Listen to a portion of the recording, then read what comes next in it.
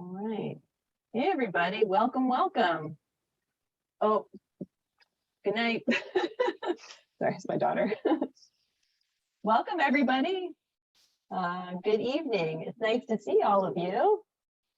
Folks are still rolling into the meetings. We'll give folks just a couple minutes to do that.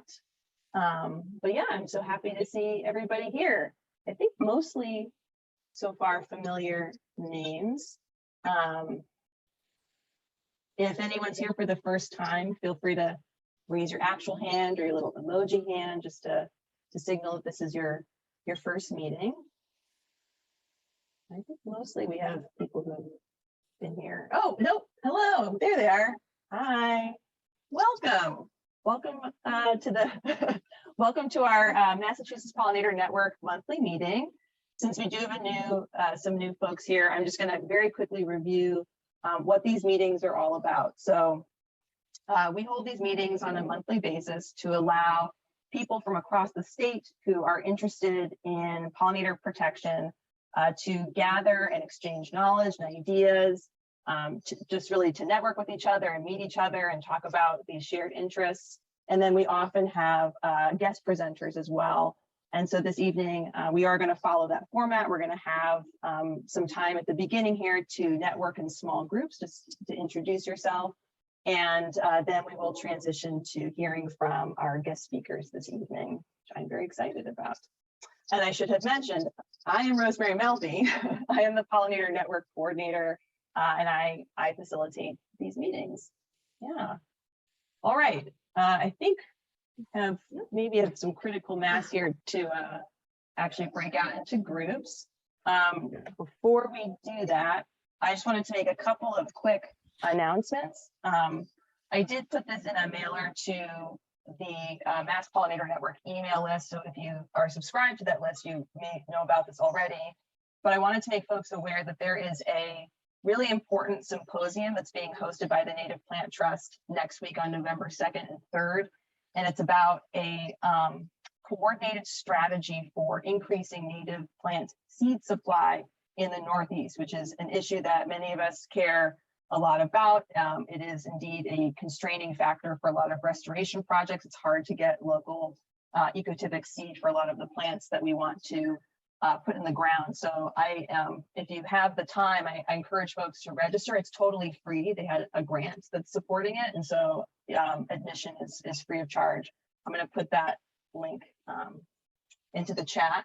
And then I also wanted to let you know that we have a couple of seminar events coming up in December.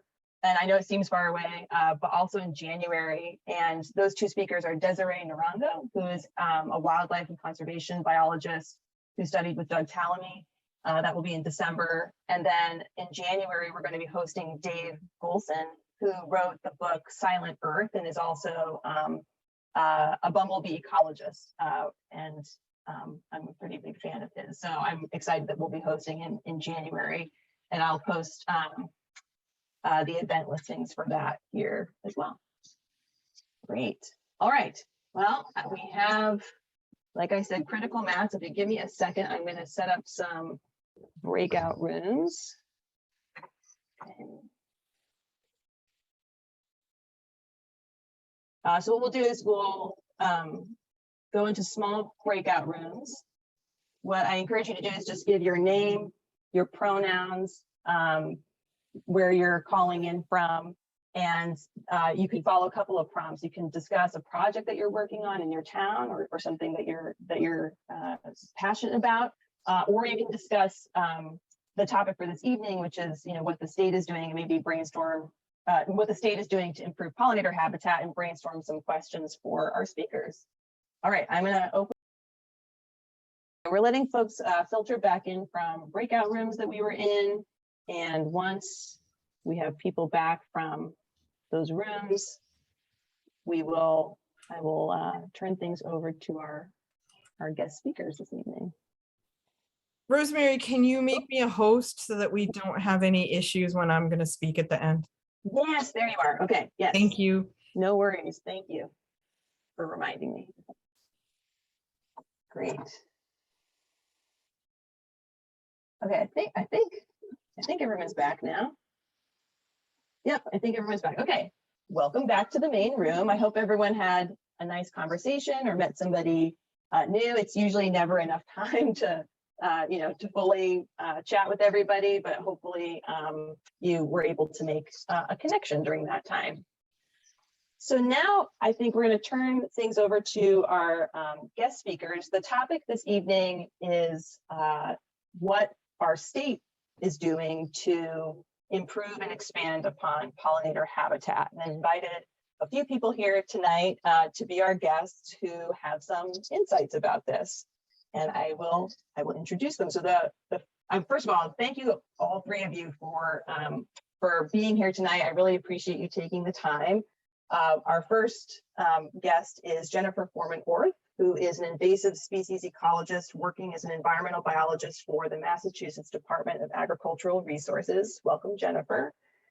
We also have with us Tara Mitchell, who is a landscape architect with the Massachusetts Department of Transportation Highway Division.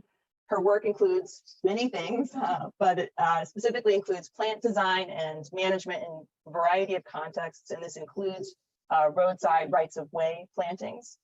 And then we also have Ryan Kingston. Ryan is the Sustainability Project Coordinator for the Leading by Example program within the Department of Energy Resources.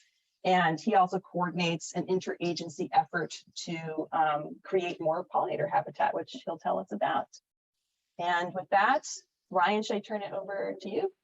Yeah, sounds good. Thanks, Rosemary. So hi, everyone. Happy to be here. Thanks, Rosemary, for inviting us. So as Rosemary mentioned, we're going to sort of talk about what state entities are trying to do to create and manage habitats on state lands. So I will share my screen to start. That should work. Hopefully you can see that. Thumbs up, perfect. Yeah, we can see So I'm going to start with sort of a high-level view of the sort of messages we're giving to our fellow state entities, and then hand it over to Tara, who's going to talk about some on-the-ground work they're doing at MassDOT, and Jen's going to sort of end our presentation with some resources that MDAR is putting together for residential use that will hopefully be helpful. So some background on kind of the Leading by Example program. So we were established with Executive Order 494 in 2007, which set some targets for us to reduce our greenhouse gas emissions and energy use of state operations. Last year, we had a new executive order signed to sort of set new targets, specifically to decarbonize our buildings and our fleets. But as part of that, we also added some targets to reduce our impact in landscaping, reduce water use, and a whole host of other sort of non-energy related topics. So our interest in pollinator habitat sort of stemmed from this need to stop using fossil fuels, and reducing our impact on landscaping is one of the ways we can do that. So I will dive right in. So I'm sure I don't need to tell this group, right? There's a whole host of reasons why we need to create habitat for pollinators, whole host of studies pointing out how they are in decline regionally, nationally, and globally. But here in Massachusetts specifically, about 45% of our agricultural commodities rely on pollinators. We also have about 100 non-marine inverts that are state listed as endangered, threatened, or special concern. So there's definitely a call to action here in Massachusetts. We also have a lot of built environment. So this is a map from the 2050 decarbonization roadmap that the Executive Office of Energy and Environmental Affairs completed, I think it was last year. And this just shows that, about a fifth of our state is considered built environments. That's roads, buildings, etc. So anything we can do to sort of rewild or support green spaces in this built environment, I think is going to go a long way in helping improve resiliency and improve habitat.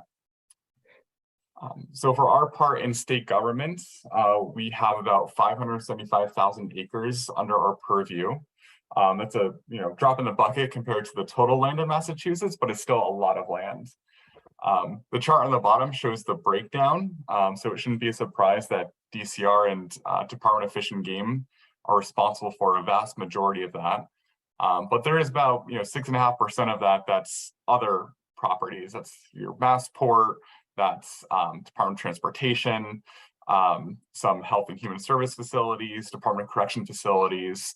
So a lot of just lawns out there that are being mowed for no other reason than that. That's what we've always done. So that's really what we're trying to target here. So as Rosemary mentioned, we started an interagency working group a few years ago with the goal to sort of educate state entities on alternatives to mowing and their various benefits, and then create some guidance and provide some tools and resources to help those state entities. So we have a pretty basic message to entities, right, on what are the benefits beyond the support for insect populations. By creating pollinator habitats, you can enhance the aesthetic value of your site. A whole host of areas have converted, like rundown, eroded hillsides, for example, that are full of invasives, much more attractive if you can put in some flowering plants throughout the year. There are costs associated with lawn maintenance and labor associated with that. So if you reduce your mowing to once a year, for example, you can save your staff troubles. Also mention our executive order to reduce fossil fuel use, so that is definitely a benefit, but also lead by example. The whole goal of our program is to demonstrate what we can do as state government, with the hope that private sector and residencies will follow our lead. That's always a goal of ours. So again, keeping it simple, we try to communicate to everyone the basics of what pollinators need and use that as sort of a framework for how to create habitats. Won't go into all this here, since hopefully everyone here is familiar with the basics, but I think what we strive for is creating habitat that is as native as possible. We recognize from a whole host of research that's been done across various universities that if we want to help our native pollinators, we need native plants that those pollinators rely on. That said, that is sort of a stretch goal. There is a whole host of barriers and challenges to achieve that, which we'll talk about a little bit later. But that is sort of the message we try to hone in on. So with that, I think there's 3 general strategies we communicate to state entities that they sort of have all started, or our partners have started to work on. The first being the simplest, which is establishing limited mow zones. So the idea here is that, if you're mowing your lawn once a week or every other week, just simply stop that and do it once a year or so, just to manage woody vegetation and invasives. This leads to a more naturalized, unkempt look, which can be a challenge. So part of this is messaging, right? It's putting up signs, it's mowing along edges to show sort of intentionality. But at the end of the day, these are really appropriate for areas that are kind of off the beaten path and more behind the scenes. But even this simple strategy is great for pollinators. There was a UMass Amherst study done a few years ago for residential lawns that found if you reduce your mows from once a week to every 3 weeks, you can more than double the number of flowers on your lawn, and that attracts 2 to 3 times more bees to your lawn. So the science backs up that this is a good strategy. The second strategy requires a little bit more planning and work. We call this managed pollinator meadow. And the short version is that you prepare your site and you plant seeds in it. Ideally, these are native seed mix. We've created some guidance on what state entities should be procuring when they go out to vendors to ask for seeds. So we, again, target native species, but that mix might change depending on availability. So in this example, in these pictures, this is at the Quabbin Reservoir Visitor Center. They just laid down a tarp, let the grass die, and then in the fall, they just scattered some seeds there. And by the next year, this middle picture is full of black-eyed Susans.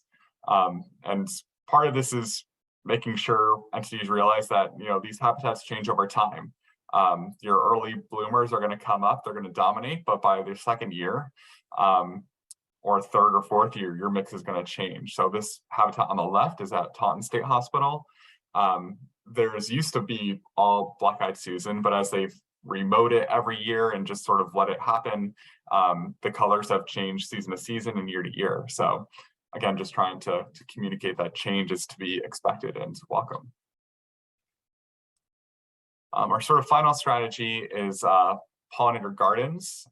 These, I think, are maybe the most challenging or require the most amount of effort. You need to sort of plan ahead, get a sense of what it's going to look like.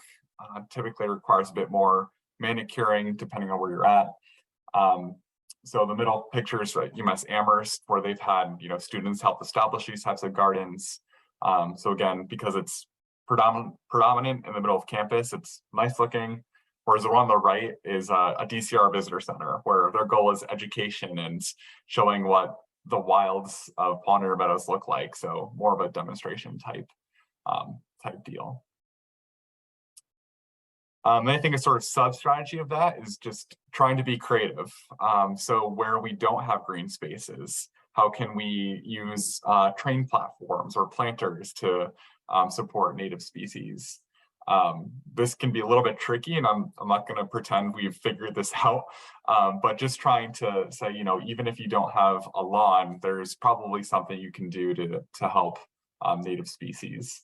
The picture on the right is at Alewife Tea Station at the end of the red line. For those of you that aren't familiar, there's a sort of reservation near there.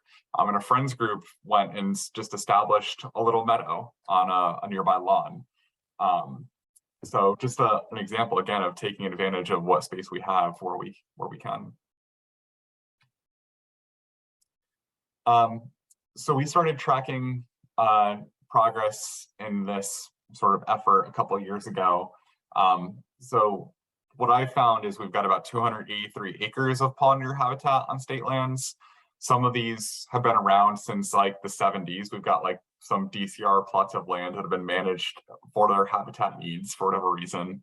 But we have about 82 pollinator habitats now across state entities, which I think is undercounting. I'm sure there's more we don't know about. Again, small visitor centers, parks that don't know to report these things. So always looking for ways to track them and map them and just spread the word. So we have an interactive map. I can drop a link to this in the chat after this, just to, again, show where we have them. Again, shouldn't be surprised that most of them fall under DCR and MassDOT, but we also have habitats at higher ed campuses, Department of Correction, some mental health facilities. So again, just trying to say, it works. We have examples of habitats doing this successfully. We just need to keep spreading the word and encourage other entities and facilities to take it on. I'm going to touch on some high-level obstacles and challenges, and I know Tara is going to provide a little bit more on the ground experiences with this, but just to leave with things to think about when we talk about, trying to do this at state entities. So beyond just trying to get the right people on board, I think one of our big challenges is that we've got a limited selection of where we can get seeds from and who we can buy them from. There's a lot of effort going on to, grow native seeds and collect those and disseminate them. For state entities, it's not always an option. We simply need to use our, established procurement methods to get seeds. Maybe that looks different in the future, but for now, we're sort of stuck with what is available on the market. There's different challenges depending on if the work is done through a contractor or internal staff.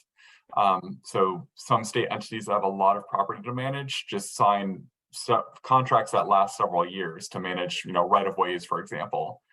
So if you don't include habitat management in that contract, it's really hard to establish one later. For internal staff, there's always staff turnover. And if you have, a facilities person or students establishing a habitat, and it's not institutionalized or part of an established program, then that habitat can, fall away if it doesn't have the ongoing support. We saw this happen at some campuses when COVID happened. They shut down, staff were furloughed, things just got mowed. There wasn't the energy or resources available to keep those habitats managed.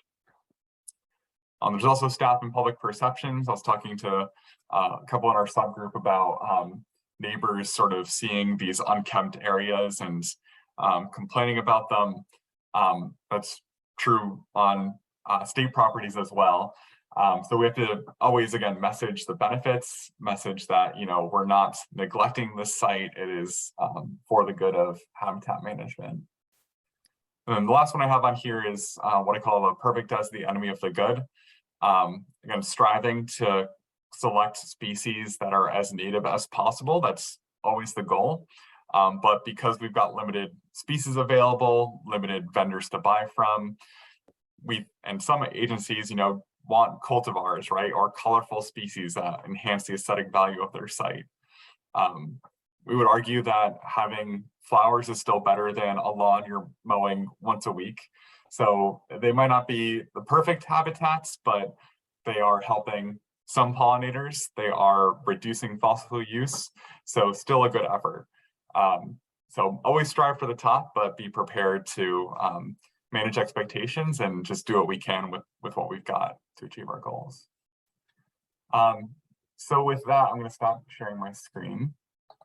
I believe Tara is going to take over, but can pause, Rosemary. I don't know if you want to do questions at the end, or I'm happy to answer now or in the chat.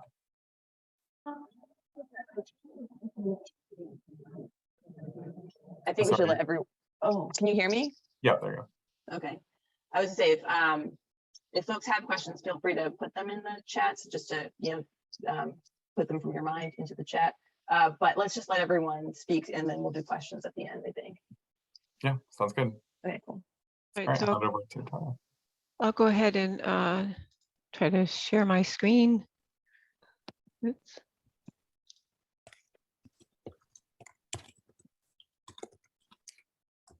Oops. All right, can everyone see my screen? Yes. Okay. All right, thanks, Ryan. That was great. So I'm going to follow up and talk about implementing some of these strategies that Ryan spoke about, looking at MassDOT roadsides and different MassDOT projects. So at MassDOT, we don't have any kind of pollinator protection policy or program or a vegetation management program under which pollinator protection would fall. But the landscape design section approach, I would say, is a strategy of preservation, preserving existing native plant communities, and it may be a large area or just a very small remnant population, like you see in the photo to the right, on the left, of a little blue stem, remnant little blue stem grassland. Secondly would be vegetation management, and Ryan spoke about limited mowing, and I would add to that invasive plant management. We have a lot of problems with invasive plants, and I'll be talking about that through my presentation. And then thirdly is revegetation. That's going to be the most costly, the most labor intensive, as Ryan mentioned. And I think while it's great to do whatever we can, I think to have a good habitat and long-lasting habitat, you need to have ecologically based designs and some expertise behind the design and or some knowledge, plant knowledge, and what's required for maintenance and how plants change over time. So that expertise is probably in short supply at most state facilities, and I would say it's in short supply generally in the landscape industry. And also collaboration is really important. The Pollinator Working Group has been great. Collaboration, sharing information and experiences, very supportive for my work at MassDOT, but also MassDOT needs collaborators. We're pretty good at constructing things. We have that, we can do the upfront cost. You know, $20,000 landscape is nothing on a DOT project, but we're not going to maintain it. So we really need to work with other entities that can carry that work forward into the future. Otherwise, we're going to build it and it's probably going to fail, or we're simply not going to build it. So we're not doing what we can be doing to help pollinators.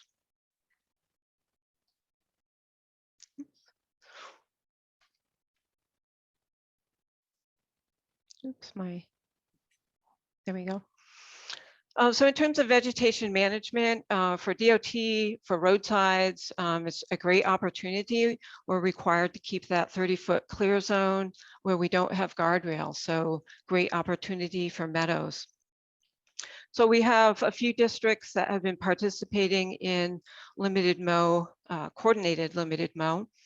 And I'm not sure if District 2 and 5 are still doing that. Sometimes I see things mowed when they shouldn't be, but I've been working more closely with District 3 and the foreman for Route 2 and 190, the northern part of District 3. And when I drove out on Route 2 this few weeks ago, I noticed that it was mowed and it was supposed to be, the schedule was for a spring mow and the signs were taken down. So I reached out to him to ask what's going on. So he's no longer going to be doing Route 2, and I guess he listed 3 complaints or concerns. One is litter. We have a lot of litter on our roadsides that gets in the way of mowers, but it also draws complaints, and then those complaints go up the chain, and so they're just not getting support for the limited mow. And then thirdly, woody plants are moving in, and I knew that was coming because I can see that happening in areas that we've been reducing mowing for a number of years now. So the plants that come in are very often invasive plants, black locust, autumn olive, and when you cut those once a year, they're going to come back with 4 stems where before you had 1 stem. So there's really no easy answer to that. I think the best answer is going to be targeted use of herbicide. So while we don't want to be using herbicide, there's really no other way to do it. And I think the benefit of having that grassland it's probably outweighs the use of the herbicide. It'd probably be maybe once every 3 years, 5 years, and as your population of invasive plants reduces, maybe even less. But it's a difficult situation. So we do have an effort that was started by John Engwer from Groundscapes on Route 146. And basically that's what he's been trying to demonstrate to MassDOT. With targeted use of herbicide, you can knock your invasives back, especially if you get in while the populations are low, and you can preserve your the native, in this case, native little blue stem that goes all the way down the corridor. So if you drive this corridor, there's very few invasives out there. So he treats probably about 2 or 3 days out of the year. And it is a collaborative effort with our district. They do the limited mowing once a year and then that routine cut more often. And they provide the traffic controls that we need for all of our roadside work, whether it's mowing or planting or herbicide treatment. So along with providing better habitat, it's providing a number of other benefits. So it's been a great effort, and it's been 12 years now. So hopefully they'll continue the limited mow down there since we're maintaining the woody species. And along with preserving the habitat, we're also preserving the native New England grassland and the local ecotypes. You know, we can get little blue stem in for native seeding, but it's not going to be a Massachusetts ecotype or even probably a New England ecotype. And the last thing I'll mention regarding vegetation management is our environmental section is looking into MassDOT participating in the CCAA. This is a nationwide voluntary program for managers of rights of way, so utility corridors, rail lines, which might be a little bit difficult, but the focus is on monarch and trying to keep it off the endangered species list. Once it goes on the list, there's a lot of permits and paperwork that we would be required to do. The program itself has a lot of work as well. You have to survey, you have to have milkweed growing out there, you have to keep track of it. So either way, it's a lot of work. So we'll see what happens with that. And I guess personally, I would say I have some reservations about this program because the research was primarily focused on the Midwest. Well, it was pretty much solely focused on the Midwest. The primary loss of milkweed is the Midwest, and that's the primary migratory route of the butterfly. So even if you have the milkweed in other parts of the country, it doesn't, the monarchs are still going to need food when they leave Mexico for their migration. So we'll see. That's will be in discussion at MassDOT. So I'll turn now to revegetation, looking quickly at some MassDOT native seeding, and then look more specifically at some small urban planting projects. We do a lot of planting, mostly restoration, but I chose some that are smaller and more likely to be the kind of thing that a municipality can do or that people, local organizations can do, and that are focused on perennials, which is going to be your primary pollinator habitat. So with all of our revegetation, it's all done through contracts, usually roadway contracts. All those contracts are low bid, and they all have a 1-year warranty for seeding and planting. So those are two challenges right there, the low bid and just the 1-year warranty. You really need longer for both seeding and planting. So we have a suite of native mixes that I created working with Ernst out of Pennsylvania. And we have 2 are pollinator mixes, sort of off the shelf mixes that contractors and consultants can specify. And then if needed, I can create a custom pollinator mix to target a species or specific condition. And I would say most of our pollinator mixes are more grass dominated than mixes that some other entities would use. And that's because we have to worry about weed control, big problem on roadsides, and soil stabilization, because we're almost always dealing with slopes conditions. So we've used native seeding on a wide variety of projects. A lot of them are for wetland riverbank restoration, sensitive areas. And we've been doing this for over 10 years. But with the low bid, there's been a lot of quality control issues. So this past year, we revised our specs, and hopefully we'll get see some better results, see the mixes, the species that were supposed to be on the project. And those specs are available online along with the seed mixes. So even in seeding that's well established, these sites have been out for 6-7 years, and these are grassland. Grasses are more aggressive than forbs. We're still seeing a lot of invasion by invasive species, and mugwort in particular, very prevalent on roadsides, very difficult to manage.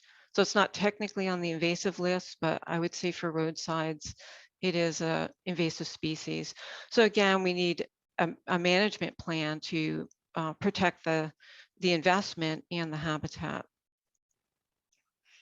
So now I'll turn and look at some urban plantings. So these are my designs. That's what I know best, so I'm going to talk about those. In terms of my design goals and what I look for in designs when I review what consultants submit, I'm looking for these same things. Really needs to meet an aesthetic expectation. As Ryan mentioned, the public has has certain expectations for color and neatness. So we have to meet that, or the landscape might be likely to fail. It has to be self-sustaining. Certainly DOT doesn't maintain, and even municipalities, we do a lot of municipal work. They don't have the resources for high maintenance. And of course, we aim for pollinator or any kind of habitat. So there's a lot of challenges. I won't talk much about them. Ryan mentioned problems with availability of native species, and often just getting cultivars and not being able to get straight species when you want them. And again, we have the mugwort coming in with a potted, the plants. And once it's in the landscape planting, it's very, very difficult to get it out. Urban environments in general, roadsides are as well, urban, have lots of challenges. And with urban, you have invasive plants coming in from abutting properties. So I created these 2 one-page fact sheets for homeowners, and I would just put them in the mailboxes of the neighbors surrounding the public planting, just hoping that if they control their weeds, it won't come onto the public garden. Poor planting practices, another big problem in the industry, planting too deep. And in this case, they didn't score the root balls. This is from a project I'll talk about at District 3 at the end, but they didn't score the root balls. So 2 or 3 years later, there's no root growth and the grasses are dying. Care, another big problem, over mulching. This is from Watertown project where, which I'll talk about next. The town came out trying to do the right thing, mulch the site before I was able to meet with them and talk about how it should be maintained. But they put down too much mulch. They covered up little plugs, they covered up seedlings and vegetative growth. So, if they're going to mulch, you need to do it carefully, and ideally landscapes without mulch for perennials is best. Pre-emergence herbicides are used more than people realize. We don't specify those, but I think some of our contractors use them. I ask them not to use those because those are going to have the same effects as over mulching. So just to look at a couple projects here in a little bit more detail. This was Watertown Safe Routes to School project. They took up some street area and did these bump outs. The sidewalk ran along where the hedges are. So I have a specific design strategy that I usually apply to most of my jobs. And part of that on these urban jobs is trying to get some pollinator habitat in there, and it's what I call a pocket meadow.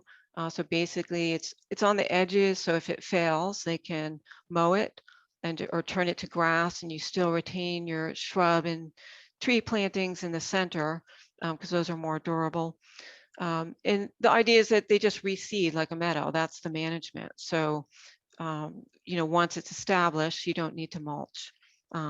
To weed it, you do need to know what's weed versus plant. So that's where the challenge comes in. And for urban landscapes, I have to be practical about what I specify. Again, color is important to people. They want to see color. I use non-natives for edges, driveways, sidewalks. You have salt, dogs, and daylilies are great for that. They're very durable, catmint. And I also use compact cultivars because, again, people like to see things that are neat.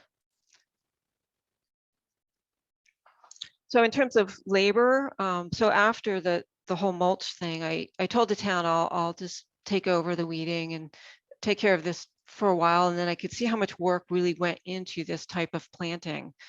So as you can see, it's not a lot of hours, and most of it is weeding, and most of it was weeding the vines out of the hedges, the bittersweet and the swallowwort, for which I made the flyers for. So basically I'm weeding the neighbor's property. but really not a lot of work, at least in this case. And you can see 2021 plantings looked really great. That was a wet year. At the end of third year, so you can see it's a very naturalized planting. It's not manicured in any way, and it seemed to be very well received by the neighborhood. People complimented it when I was out there weeding. So then this year we had the drought, and this is really something we need to be thinking about in our designs, because a lot of landscapes got hit hard.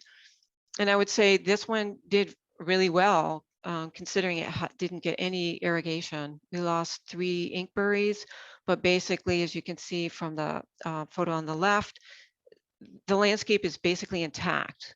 And on the right, you can see the perennials died back. I don't think they're dead. I think they'll come back. But we also have reseeding of butterfly weed, little blue stem, and probably some other perennials. So you have renewal. So after weeding for 3 years, I decided it's too much work. I have new places I have to weed, and I don't live in Watertown. So I reached out to the Watertown community gardeners, and we met, and they agreed to take over the site. And they had a little tour this fall, so that these 2 gardens were on that tour, which was really nice. And Melinda here on the right adopted one of the other bump outs, and her garden looks great. So it's really nice. We have 3 bump out gardens on this one street. So I would say this landscape, MassDOT landscape, came to a pretty happy end thanks to this collaboration. And a quick look at a more typical project, a corridor reconstruction, 2 roundabouts. We do a lot of roundabouts, and it's a challenge because of the maintenance. But I applied the same design strategies, using again that pocket meadow for both color and habitat. I used species that were native, mostly native to Plymouth, and then some species that were not, that were more for you know, visual interest. And again, maintenance is non-traditional maintenance. It's basically weeding, which nobody likes to do. And I did work with the town on this all along, so they were on board for this. Their big thing they didn't want to do is mulch, and that was fine. That worked out well for me. We also did a strip of native perennials in the center of a median. So if it doesn't work, they can just mow it and seed it. So it's very low risk, and you get, of course, habitat. So looking at this after the drought, the town lost some staff. They weren't able to do anything, so they didn't do any watering. And considering the summer, we had no plant losses. So I would say ecologically, that's very successful. We did, the winterberry lost some leaves, but it's not dead. And even if it were to die, the sweet fern and the bearberry, these colonizing plants, will move in and provide ground cover. So you're still managing weeds. So it's not super ornamental, most of these plants, but they're survivors. And that's, part of the goal that I strive for with MassDOT plantings. And our perennial strip, it's in between flowering. I think once the asters bloom, it will visually look better than it looks here. So we did have some dieback. I don't think they're dead, of goldenrod and black-eyed Susans. This is a cultivar because I couldn't get the street species, which is here in the seed mix. There's a native mix along the edges, which they'll probably end up mowing, which is fine. And then I'll just close up with 2 sort of off the road projects. These are not typical, they're kind of retrofit plantings, but we use a lot of perennials. So they should be good pollinator habitat. These were facilities contracts for buildings. I did the original design here, and it had a 2-year maintenance, which is not typical of our contracts. And you can see up in the upper right how compacted it was. This is very typical of all our projects, kind of par for the course. So the contractor did water. Again, 2021 was a wet year. They didn't weed, so I went in and did the weeding, just because you have to stay on top of these things. So the end of the year, most of the plants look good. The grasses look great. Grasses are very durable, so I use a lot of them. The perennials, however, were declining for a combination of reasons that I've listed here, and a few shrubs were declining. So this past spring, I went to construction to have the contractor come back and replace the plants that were dying and get the weeds out and make it look respectable for the project to close, because this is was a mitigation for the VFW. We built them a new picnic area because we built over their old one, and then but I was told that the contractor went bankrupt, so that was it. So I went to maintenance and they said they would provide plants and labor through another facilities contract. So I went out to get a plant count, and there's a lot of litter out there, invasive plants in the parking lot. So really not very inspiring to put the effort in for replanting. But I talked to the VFW, Earl's the commander there, and he got his guys out there to pick up the litter. They mowed throughout the summer. They got a hose and they watered. So no more plant losses. So it was great. I had them on board, and weeding's going to be an issue for the future. So I went to Mystic Charles Pollinator Pathways group and met with Kim. And so she said they would help out. So thanks to this collaboration, I felt I could move forward with infilling. So we put in shrubs and 220 perennials. I bumped that up to meet the mission of the pollinator group that will be hopefully assisting with the weeding in the future. So just a word about the labor. It is a lot of labor. When you have a crew, general contract crew or volunteers, they don't really know how to do the work. So you have to make sure they get the roots out with weeding, don't plant too deep, score those root balls. So it's a lot of work. And final project, just very similar project, facilities contract. This is a job where they didn't score the root balls of the grasses. So we lost, you know, a lot of, most of them. We also got weeds in. Our maintenance guy tilled it and didn't take the weeds out. So it kind of got a little bit worse than this section than other areas that weren't tilled. But again, the original design just had 2 species, none of which were native. So we went in and we weeded out those grasses, and then with some more contract labor, we weeded the area, raked it out, and put in, replaced some of the Russian sage with native shrubs, and put in 245 perennials. So this should be a pretty good pollinator garden in the future. We're gonna, we still haven't mulched it. We're gonna mulch it, and I'll probably put some signs out there for pollinator garden, just so that our district people don't, so I don't get complaints from our district, basically, because it will have a naturalized look, you know, that sort of meadow garden of reseeding. And so with that, I would say there's a number of components you need to have to have good habitat and success over time, all of which I've talked about. And with that, I'll close and turn it over to Jen. Thank you so much, Tara. Thank you, Rosemary. I did want to do a time check before I got started. Yeah, we, so yeah, it's 8 o'clock, well, it's 8:05. I think you should proceed, and if folks are okay with hanging out for an extra, I don't know, five minutes to answer some questions, is that okay with folks on the call? With Ryan and Tara and Jen, are you okay with that? Of course. Yeah, fine with me. Okay, yeah, awesome. And if Tara and Ryan, if you want to scroll up through the chat and find questions that you can also answer in the chat, we can do that too. Save some time. Great. And then can someone just confirm that my logo is the right way, Tara? Yes, it's good. It's good. Okay, Yeah. good. different video systems have different ways of displaying it. So, all right, I need to share my screen. And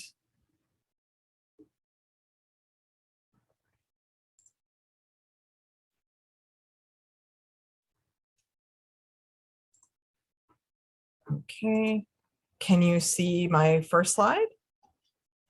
Yep. Okay, great. All right, let's see.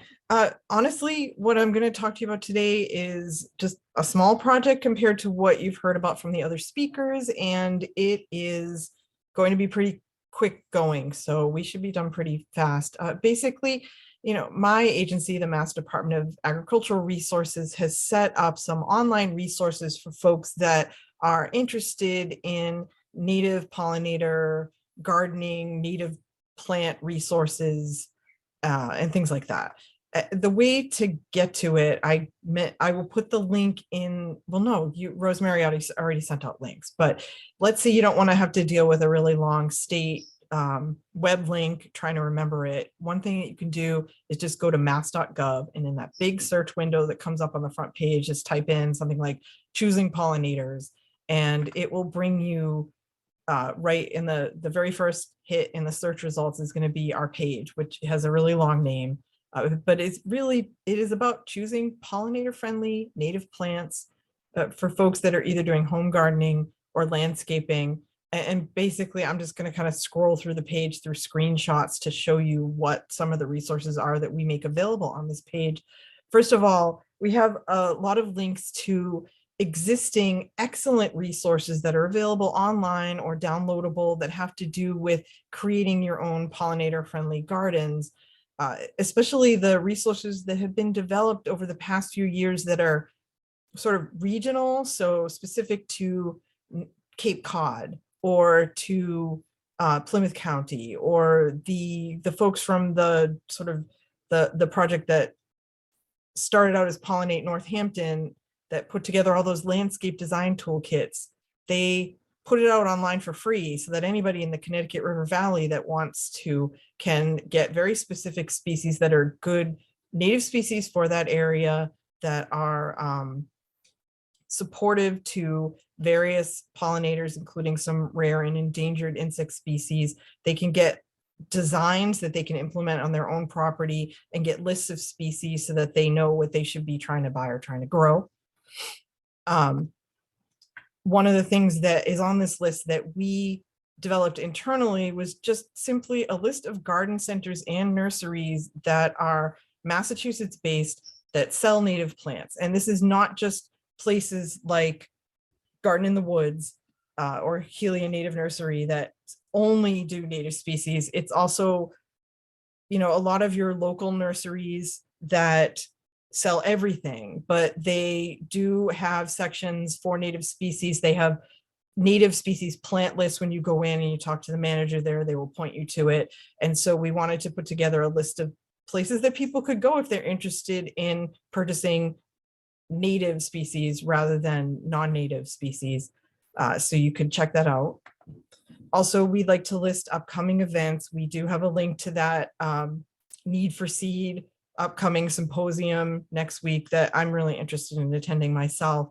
But anytime we find out about either an online or in-person presentation or field trip or whatever, especially when they're free, we put it up here. And when things are archived, we put up links too. You can see a lot of stuff from that Rosemary either coordinated or had something to do with, because so many different Mass Pollinator Network presentations were not only really interesting, but it's really great when folks put them out there so that other people can watch them after the event already occurred. So we list those there. We have a link to this gorgeous native plant and associated pollinator poster that was put together through a grant for our apiary program.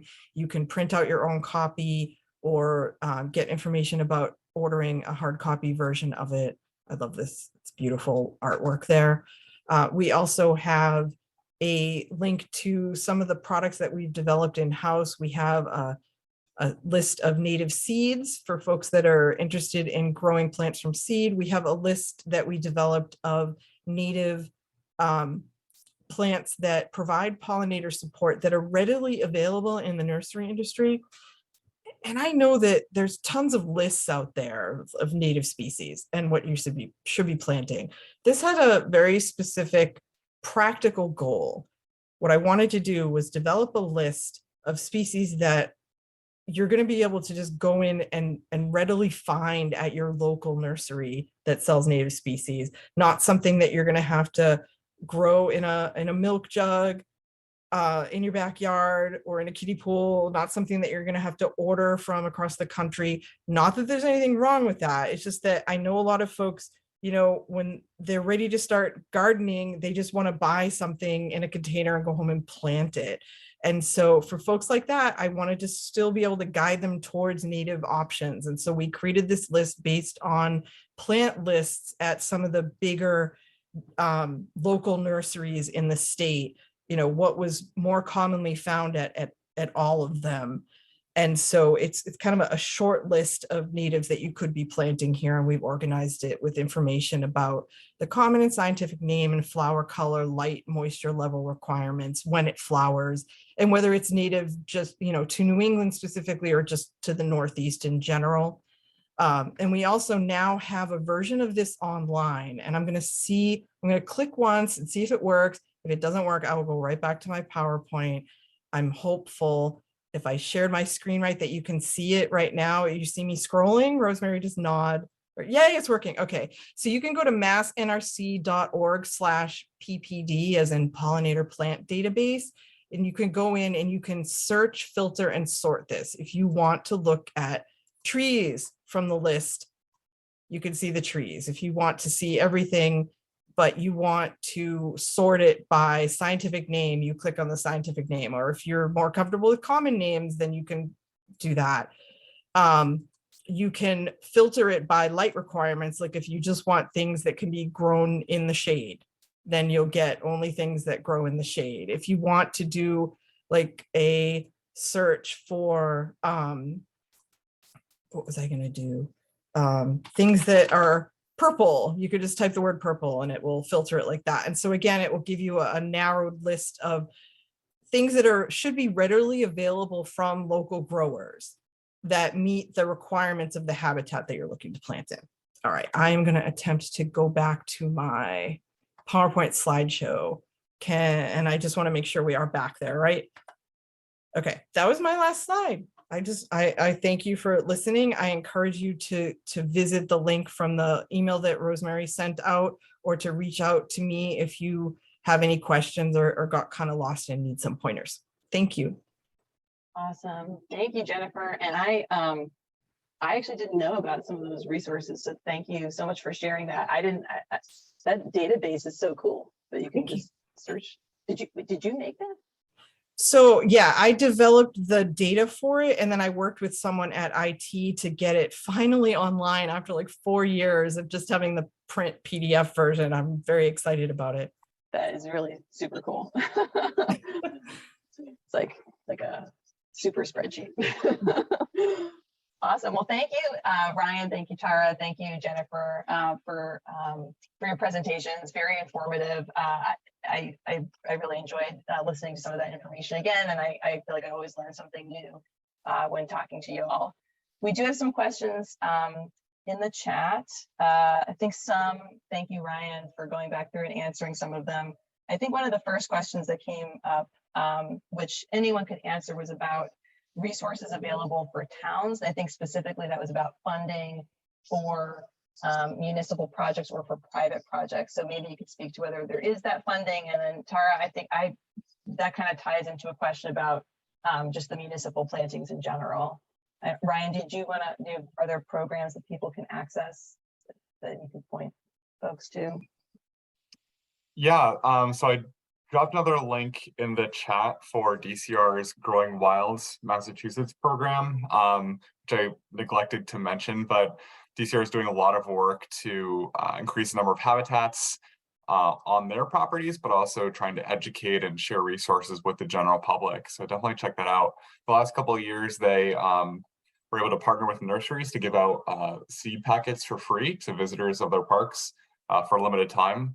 I think they're considering doing it again, but has to get approved and everything. So I think that's a good one. And I think Rosemary, maybe you sent out some pages before, or if not, you will. I did. I sent out some links ahead of time, but I'll send them out with a follow-up email as well. Yeah, sounds Yeah. good. I agree. I'm just seeing if there's any other questions that I may have missed. No, and then I have a question about, and that kind of ties into Heidi's question about resources too, but for municipal planting, Sarah, how does that work? Like if a town wanted to have you come in, just like Watertown did, and put in a planting, where does that process start? It starts with the designers. I mean, it's usually the consultants work with the town. Sometimes some projects the town has the designers work for the town. Some other projects the designers work for MassDOT. But I would say if towns want it, they should express the interest, because otherwise the design is usually left to the consultants. We do ask that when we do plantings for towns now, we do ask that they provide a letter of agreement to maintain. And on our website, we have basic maintenance that's required for planting. So we usually give them that little guidance on the maintenance we recommend, and then ask for that letter. Okay, cool. Yeah, I remember the first time I heard you talk, I was surprised that there was support from MassDOT for municipal plantings. And so I think that's maybe news to some other folks too. And I was really glad to hear that can happen. And the other question just related to that was about establishing those relationships with the local community groups, because that sounds really key for really all of your plantings, right? You can come in and do them, but then there's sort of this negotiation to figure out who actually is going to maintain them. That's true for the roadside plantings and also true for even these small plantings, right? So how did you approach those groups and kind of bring them on board? Yeah, so that was me individually. Somebody had mentioned the Watertown Community Gardeners, so I reached out to them, and then I think from that I reached out to Tufts, because Medford, we have Tufts Pollinator Initiative, and they referred me to the Mystic Pollinator group. So it would be great to find ways to have more of those connections, and maybe through the towns, because yeah, we can build things. I mean, the money is, it's small money on a big project, but the maintenance is just really the big problem. Right. Yeah. Yeah, it's a huge challenge. Okay, I have another question here, but I see, Ellen, that you have your hand up. Would you like to ask your question? And we'll probably just take a couple more and then we'll sign off for the night. So I kind of have a 2 or 3 part. I'll try to be really quick. So I'm a big fan, and a lot of people in my community, we garden on the berms, and we create our pollinator gardens on the berms. Part of the problem is on my neighborhood, about 21 out of 25 people are spraying pesticides, many with neonics. So I'm wondering what, to get some guidance from the folks at MDAR about how we can make a shift, because it seems kind of unethical. Like, here I am attracting pollinators only to have them sprayed, like, maybe every few days. So I'm wondering what we can do about that. And also, when you guys were talking about, I think MDOT, using herbicide, usually it's glyphosate. I've seen you guys out there doing it. Can we start shifting our thinking and using some of the organic land care practices instead of the glyphosate fix? So can we be doing things like compost tea and then, hand pulling some things? So I'm just kind of asking for a different mindset rather than, let's go for the Roundup. So I'm just kind of wondering both of your thoughts on that. So it sounded like there were 2 questions. One was about, first was maybe for Jennifer about just outreach about pesticides. Is that kind of correctly characterizing that, Ellen? Yeah, it's kind of like in so many areas, like, a suburban area like mine where most people are spraying and many are using neonics. How can MDAR help us to continue making that shift to potentially ban neonics with the pesticide applicators, because we did a great job in doing it in stores. But really, the majority use in suburbia is coming from the pesticide applicators. And they literally sprayed 2 houses up, and I'm still dealing with my chemical pneumonia 2 years later. So on that level. And then for MDOT, you know, instead of the glyphosate, can you guys make a shift towards practices like organic land care practices, compost tea, and actually hand pulling? And then overseeding. To take that second question, Tara, did you have any comments on that, just about the feasibility of some of those methods? Yeah, so Mass DOT did do it was Mass Highway back then, but we did do a research on alternatives to chemicals, and that is available on the MassDOT website somewhere. So basically, they work basically like mowing. They don't kill the root systems, which is what the chemicals do. So I would say we have so many invasives and so many roadways that there's really no other way to do it than with the chemicals. It's, you know, everything we do is through contractors. So it's the most efficient and most cost effective, and it kills the roots. So it's not what we want to be doing. We actually don't do much spraying because we don't have a program, but you know, when we do, what we're doing now is targeting just invasive plants. We don't even do guardrail spray. Have you tried any compost tea ever? Well, we use compost tea a few times on planting projects to boost the health of the plants, but compost tea is not going to it's not going to kill vegetation.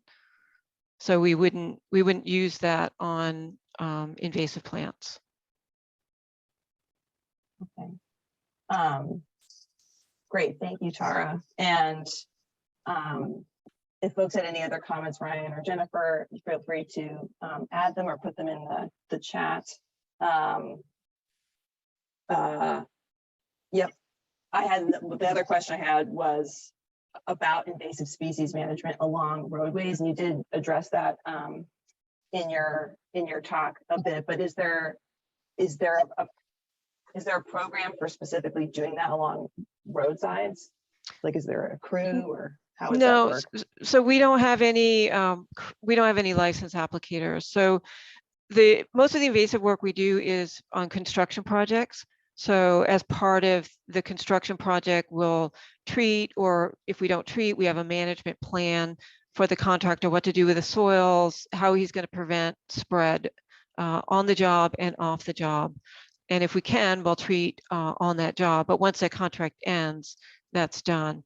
So in terms of maintenance and routinely managing our roadsides, the only treatment going on right now is in District 3, and I help them out with that, is spraying knotweed, where it's it causes maintenance visibility, or, so we're only able to treat invasives without permits at this point. So we don't have a program now. Got it. Okay.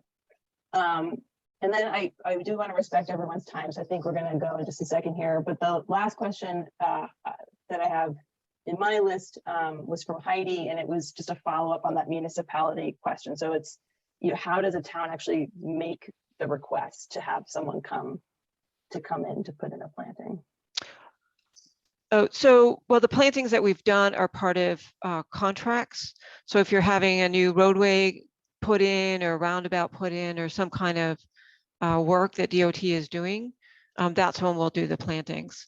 But otherwise, we wouldn't come in just solely to do a planting, not unless we have a construction going on. Okay. I mean, there's a possibility for adopting the site or something like that, where we might partner and help out. But otherwise, it's usually through construction. Got it. Okay, that makes a lot of sense. Great. Well, I'm sure folks may have some more questions. I encourage you to do a couple things. One is there are a lot of Q&As actually in the chat. So folks probably know how to do this already, but just in case, if you go to the 3 little dots where you would type in a chat and click that, there's an option to save the chat, and it will download it as a text file to wherever your downloads usually go. So I encourage everyone to do that, so you have those answers to the questions. And yeah, I just want to thank all of you for sharing your experience and your stories. And I think the big takeaway for me is that there's this really great opportunity for advocacy groups and gardening groups to be partners for a lot of the work that you do. So that was, yeah, really great message to hear, because I think that's the kind of work that a lot of folks on the call are doing and looking to do. So thank you for sharing that. Yeah, so with that, we are going to conclude our meeting. If you do have questions, please feel free to email me and I can pass them along to our guests this evening. And our next meeting is going to be, always end with the next meeting, is going to be in November on Tuesday, the 29th. So we're going to go back to Tuesday, and it will be again at 7 p.m. So I hope to see all of you in about a month. And Ryan, Tara, Jennifer, thank you again so much for joining us this evening. And thank you to all of you. It was great to see so many of you. Thanks, Rosemary. Yeah, thank you. It's great. Thanks. Bye-bye. All right. Bye, everybody.